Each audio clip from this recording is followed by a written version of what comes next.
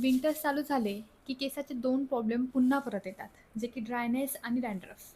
हाय, मी doctor Snehal. तर आज आपण डॅन्ड्रफ आणि ड्रायनेस यामागचं सायन्स आणि त्यावर काय करायचं हे समजून घेऊया. Y hairs become dry in winters. तर विंटरमधली हवा ड्राय आणि कोल्ड असते. ही ड्राय हवा आपल्या हेअर शाफ्टमधलं नॅचरल मॉइश्चर बाहेर खेचते, म्हणजेच आपले हेअर क्युटिकल लेअर जास्ती ओपन होतात. त्यामुळे आपले ट्रान्स इपिडर्मलमधलं वॉटर लॉस जास्ती होतो, म्हणून आपले हेअर ड्राय, फ्रिझी आणि रफ दिसू लागतात. ठीक आहे. आता Y dandruff comes back in winter. तर डॅन्ड्रफ हा फक्त ड्रायनेस नसून ही एक स्काल्प कंडिशन आहे कॉज बाय मलासेझिया फंगस. तर विंटर्समध्ये स्काल्प ड्राय होतो आणि मायक्रो क्रॅक्स तयार होतात आणि काही लोकांमध्ये सीबम प्रोडक्शन पण वाढतं. तर या मलासेझिया फंगसला हे ऑइली आणि ड्राय एन्व्हायरमेंट वाढण्यासाठी एकदम परफेक्ट आहे. So dandruff flares up.